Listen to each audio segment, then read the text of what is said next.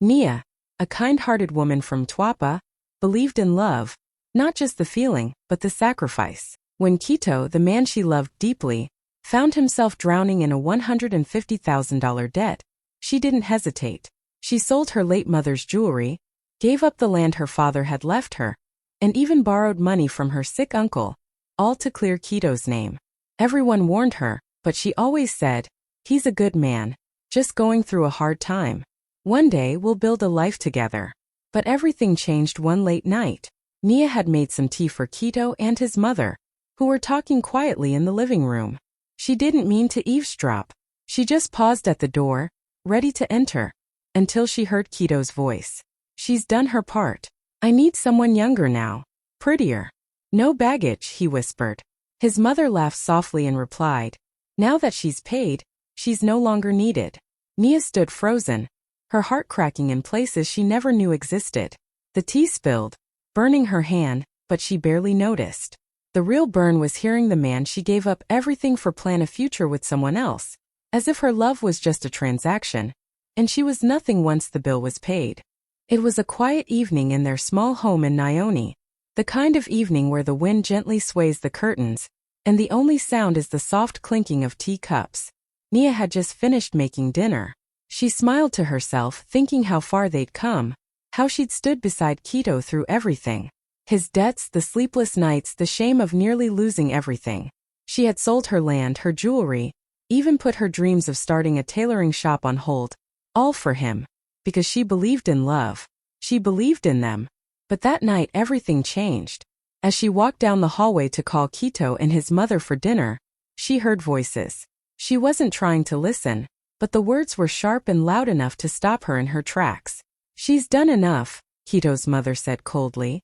"Now that she's paid, she's no longer needed." Nia's heart stopped. Quito responded in a low voice, "She's too plain. I want someone younger, someone fresh with no baggage. I'll handle it soon." Nia stood there, barefoot on the cold tiles, her world quietly shattering. She didn't cry. She didn't scream. She just stood still, her body frozen, while her soul bled inside. It wasn't just the betrayal. It wasn't even the idea that he wanted another woman. It was the weight of everything she gave up. Her inheritance, her time, her health, her plans, her laughter. All sacrificed for a man already plotting to replace her like she was nothing. Dinner burned. Her hands trembled. But she said nothing. She smiled as she served them food, her heart quietly breaking with each spoonful. That night Nia didn't sleep. She lay next to the man she loved, listening to his steady breath, wondering how someone can hold you at night and still plan your exit in the morning. And in that silence one truth echoed in her heart. Sometimes love isn't enough, not when it's only one person doing the loving. Nia had always loved creating things with her hands. She didn't have much, but she had magic in her fingers. For weeks she'd been working on a beautiful dress, deep blue with tiny gold beads hand-stitched across the neckline. Every night after work, she stayed up late sewing, smiling to herself, imagining how Quito would react when he saw her wearing it for their anniversary dinner. 3 years together. 3 years of love, sacrifice, and dreams that she thought they shared. She even planned to cook his favorite meal and had saved up a little money to buy a small cake. To her, this anniversary meant everything. It was proof that love could survive storms. But everything changed the day before. Quito had asked her to help him find his wallet. He was in a rush to leave the house. As she searched through the pockets of his coat, something fell to the floor. A small folded receipt. Nia picked it up without thinking, expecting it to be for groceries or fuel. But it wasn't. It was a receipt for a diamond engagement ring. Her heart skipped. At first she smiled. Could it be? Was he finally going to propose properly? Then her eyes scanned the details. The ring was not for her. The name on the receipt was Mwend, and the shipping address was an apartment across town she had never heard of. 1,000 needles seemed to pierce her chest. She sat down, shaking, clutching the fabric of the dress she had planned to wear for him. The dress suddenly felt meaningless. She had sewn every stitch with love, while he was planning a new life with someone else. Nia didn't cry right away. She just sat there quiet, staring at the receipt, a symbol of betrayal hidden in the pocket of the man she gave everything to, the man she believed in. Later that night, she folded the dress and placed it in the bottom drawer. She never wore it. Because that anniversary wasn't a celebration. It was a funeral, the quiet burial of a woman's dreams. It had been a hard few weeks. Nia was exhausted, working long hours and still taking care of everything at home. Quito kept saying money was tight, that he needed more time to get back on his feet. So when his creditors threatened him again, Nia did the unthinkable. She went to her sick father and borrowed the last of his savings. Her father, lying weak in bed, looked at her with tired eyes and said, "If this man truly loves you, let this be the last time." Nia nodded, holding back tears. She believed this would fix everything, that finally peace would return. But peace never came. One evening she came home early from work, hoping to cook something special. As she entered the compound, she heard voices from Quito's side of the house. He was on the phone, she could tell by the tone in his voice. She paused near the open kitchen window, about to call out his name. But then she heard something that stopped her heart cold. "She has no idea," Quito laughed. "I used the last chunk she got from her old man. Zanzibar is booked. First class. We deserve this break, baby." There was silence and then more laughter. "She's too simple," he added. "She'll never know. She's too busy trying to save me." Nia stood there frozen. Her hands clutched the grocery bag so tight the eggs inside cracked. Her mind raced. Zanzibar? First class? With who? And then it hit her. The money. Her father's money. The money she begged for. The money she had handed over with trembling hands, thinking she was saving the man she loved. Tears welled in her eyes, but she didn't move. She couldn't. Her legs felt like stone. Her chest ached with a quiet pain that screamed louder than any words ever could. It wasn't just betrayal. It was the cruel way he laughed, the ease with which he lied, the way he mocked her love like it was a weakness. And in that moment Nia knew, love had blinded her, but the truth had finally opened her eyes. 2 days later, Nia's body gave up before her heart could catch up. She had been running on empty, barely eating, hardly sleeping, crying in silence. She still went to work, still cooked, still smiled when people asked how she was. But inside, she was breaking. The betrayal, the lies, the stolen money, and now the knowledge that Quito was planning a future with another woman. It was too much. That morning, she felt dizzy while walking to the bus stop. Her legs wobbled, and her vision blurred. She told herself she was just tired. But by the time she reached the clinic for a routine checkup, something she had postponed too many times, she could barely speak. The nurse smiled warmly and asked her to sit down. But before she could respond, Nia collapsed on the floor. She woke up on a hospital bed, the bright lights above her making her squint. Her hands were cold. Her chest ached. A nurse gently touched her shoulder and said, "We tried calling your emergency contact. Is he on the way?" Nia blinked slowly, then shook her head with a soft, tired smile. "No," she whispered. "He's planning another life." The nurse looked confused, but Nia didn't explain. She didn't have the strength. Her heart had carried too much too long, and now her body had said enough. Lying there, hooked to a drip, she thought about everything she had endured. The nights she stayed up sewing his clothes, the meals she skipped so he could eat, the debt she paid, the dreams she buried, the quiet prayers she whispered when he came home late. She had given him everything, even parts of herself she never got back. And yet, when she collapsed, he wasn't there. When she needed him most, he was with someone else, planning love and laughter she was never meant to be part of. In that moment, Nia didn't cry. She just stared at the ceiling, letting the silence hold her. For once, she wasn't holding anything back. She was finally empty. And strangely, in that emptiness, a quiet strength was beginning to. It was just an ordinary afternoon. Nia was cleaning the house like she always did, folding clothes, wiping counters, and organizing Quito's desk, where he often left papers scattered like forgotten thoughts. She didn't think much of it. Her heart was still heavy, but she kept moving, as if staying busy could silence the storm inside her. As she sorted through a pile of envelopes, one of them caught her eye. A bank statement with Quito's name on it. She almost set it aside, but something inside her told her to look. Her fingers trembled slightly as she opened it. First, the numbers didn't make sense. Then she saw it, a large withdrawal. Not once but multiple times. Her eyes scanned the details and her stomach turned. The money wasn't for their struggling business like he claimed. It wasn't for rent, food, or even the debt he swore he was still paying off. No, it was for someone else. Salon services, rent payments, designer clothes, all for a woman Nia had never met, but whose name showed up more than once in the reference notes. Her heart pounded as the truth hit her like a slap. This was her money. The money she borrowed. The money she saved. The money she sacrificed. And now it was gone. Spent on someone who didn't know how many nights Nia stayed awake worrying. Someone who didn't see her father's tired eyes when she asked him for help. Someone who didn't live through the storms, but was now enjoying the sunshine of Nia's sacrifice. The betrayal wasn't loud. It didn't come with screaming or slamming doors.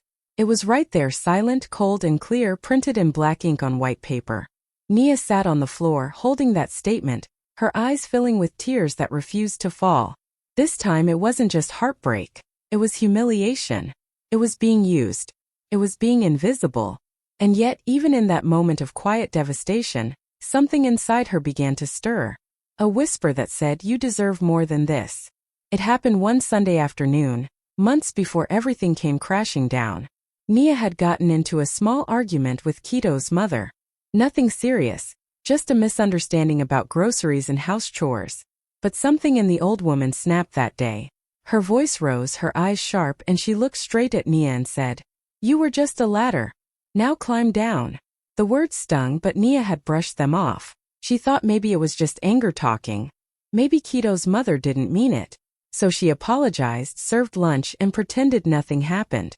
That's what Nia always did. Kept the peace, swallowed her pain, and moved on. But now, after everything, the lies, the betrayal, the secret trips, the money stolen, the other woman, those words echoed louder than ever. You were just a ladder. Now climb down.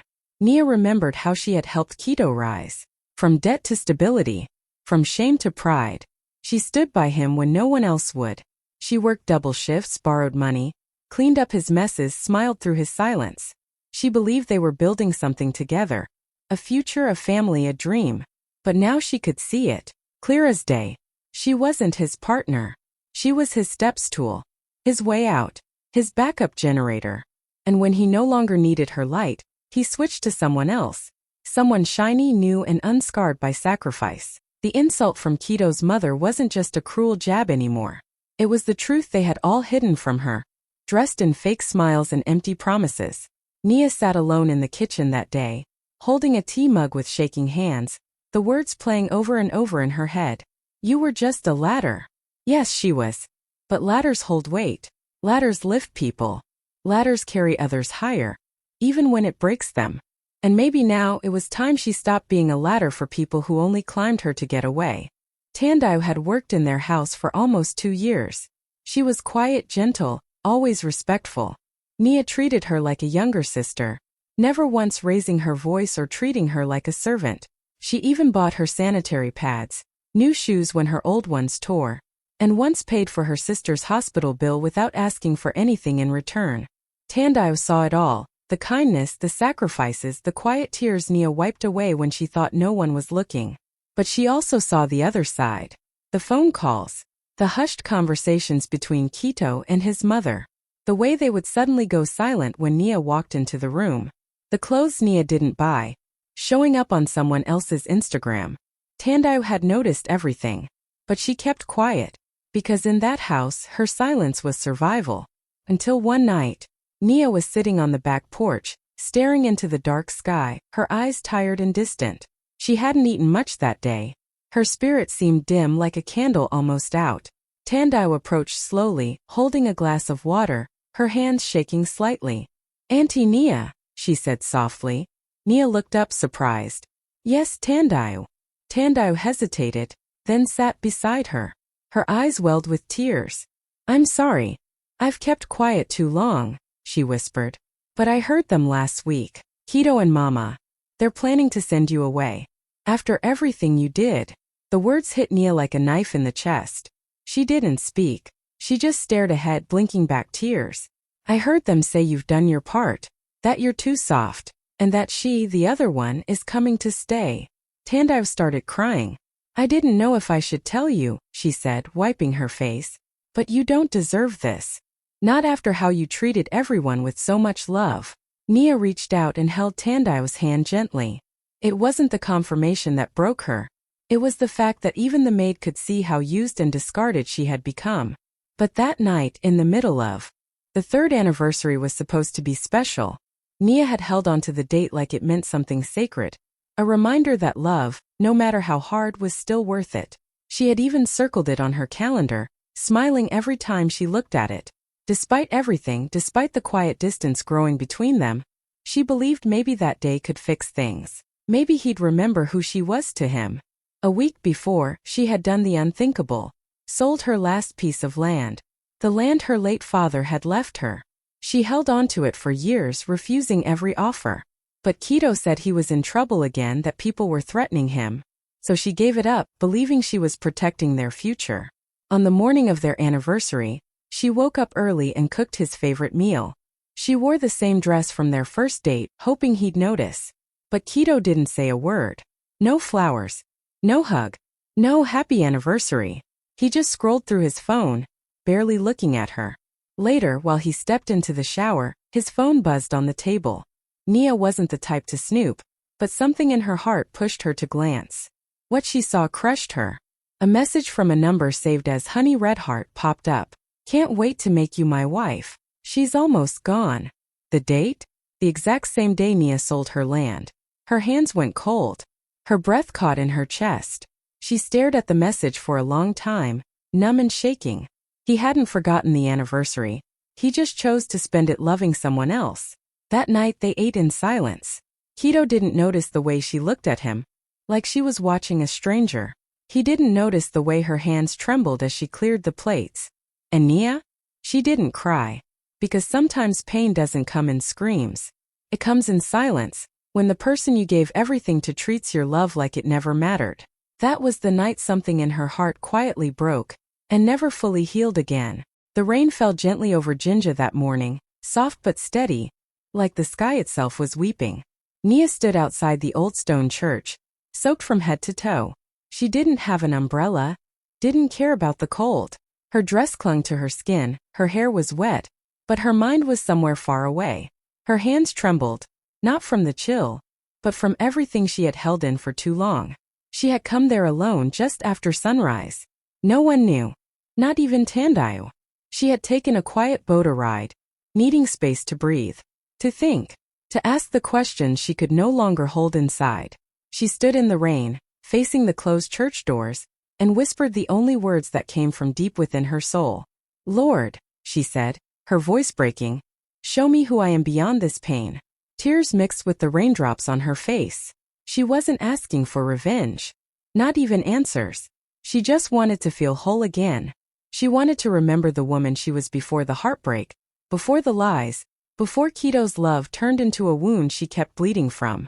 And somehow, in the silence and the storm, she felt a strange peace wrap around her. Not loud, not dramatic, just a small stillness, like God was saying, you're more than what he made you feel. That same day, Nia went back home. She didn't yell. She didn't confront him. She didn't ask questions she already knew the answers to. She quietly packed her clothes, folded her sewing kit, and placed her father's photo gently into her bag. She left behind the pain, the dress she never wore, the empty promises, and the pieces of herself that no longer served her. She didn't leave a note. She didn't slam the door. She just walked out drenched, but freer than she had felt in years. And as she stepped into the rain once more, it didn't feel like sadness anymore. It felt like cleansing, like rebirth, like the first step back to herself. Quito had planned everything. A small family gathering at his uncle's home, just close relatives and friends. He told them he had big news to share. Everyone assumed it would be a wedding announcement. After all, he'd been walking around smiling lately, acting like a man in love.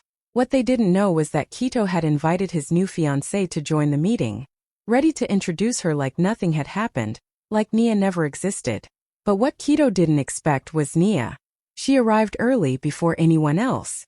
Calm, graceful, dressed in a simple Ankara dress. No makeup, no jewelry. Just a folder in her hand and quiet strength in her eyes.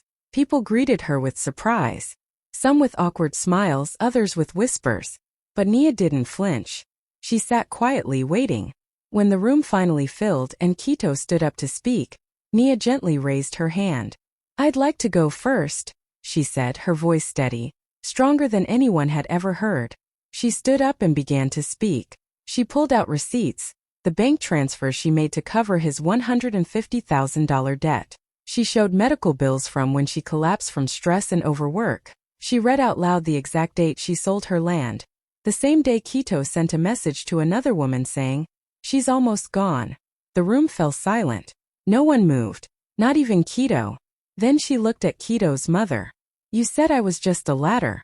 And you were right. But today I'm stepping down." She turned to everyone else. "I loved him. I gave him everything. And I lost myself in the process. But I'm not here to beg. I'm here to close this chapter." She placed the folder gently on the table and walked out, head held high, heart still bruised but no longer broken. The room stayed silent long after she left. Quito couldn't speak. His new fiancée never showed up. And for the first time everyone saw who Nia truly was. Not just the quiet woman behind him, but the powerful woman who finally stood up for herself. Nia had gone to the salon that Saturday morning, just to feel normal again. After everything, after the sleepless nights, the heartbreak, the quiet tears, she just wanted to sit down, get her hair washed and breathe. The soft hum of dryers, the smell of oils and sprays, the laughter of women around her, it almost made her forget the weight she carried. Until she heard her name. Not directly, but it might as well have been. Two women seated nearby were chatting loudly, excitedly talking about a surprise wedding happening soon in Bucoma. One of them giggled and said, "You should see the man. Tall, handsome, smooth-talking. His name is Quito. The girl he's marrying? So young. They say he left someone else behind. An older woman who helped him, but he moved on." Nia froze. Her heart stopped mid-beat.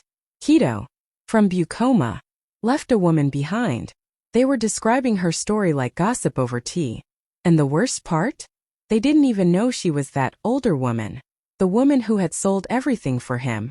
The woman who gave her all and got silence in return.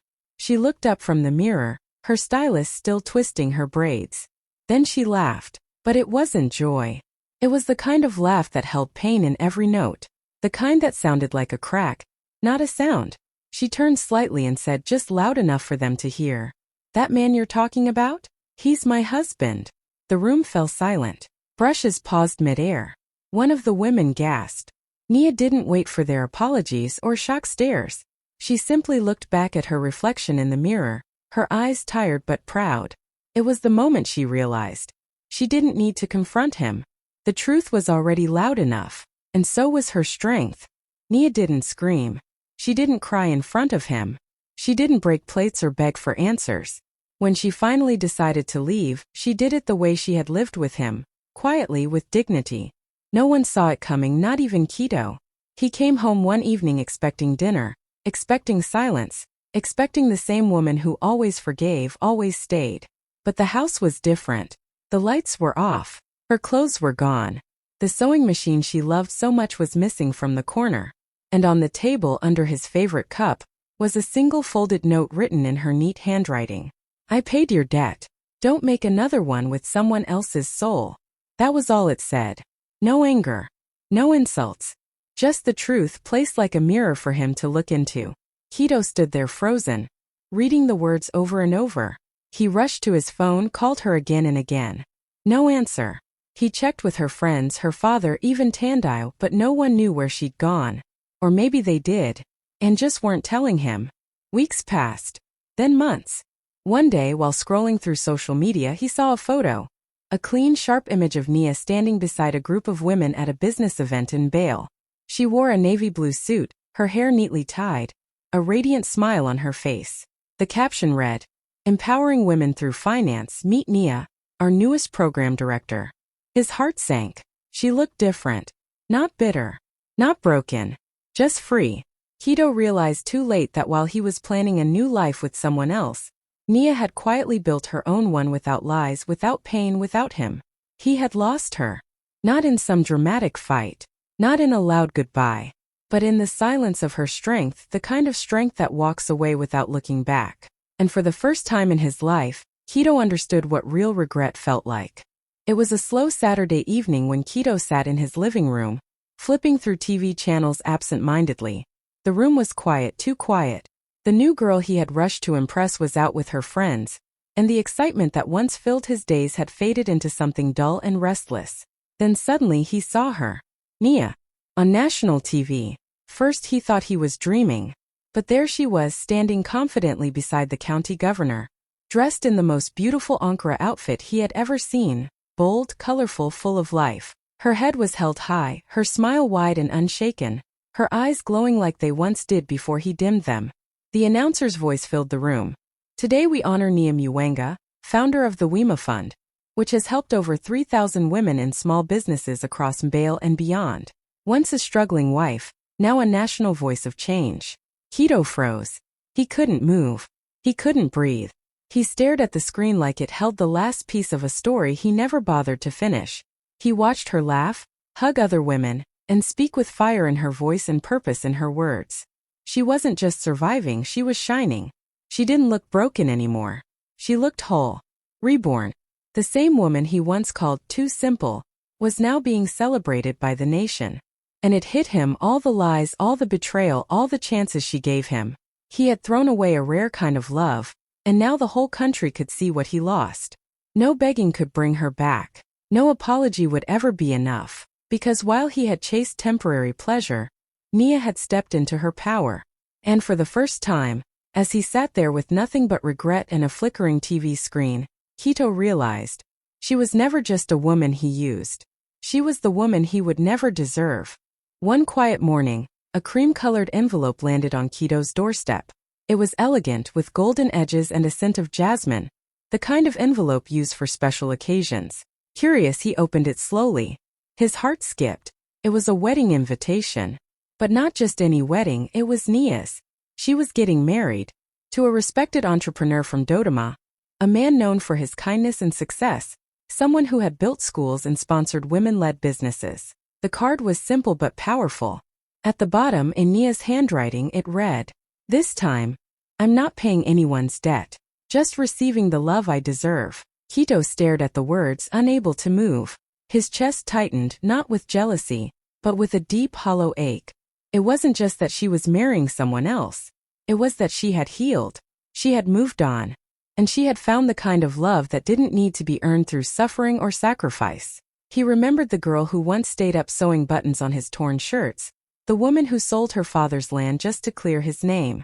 The same woman he called too simple now had everything he never gave her: peace, joy, and someone who truly saw her worth. Kito folded the invitation with shaking hands. No anger, no bitterness, just silence. Because he finally knew. He wasn't just watching her leave anymore. He was watching her rise.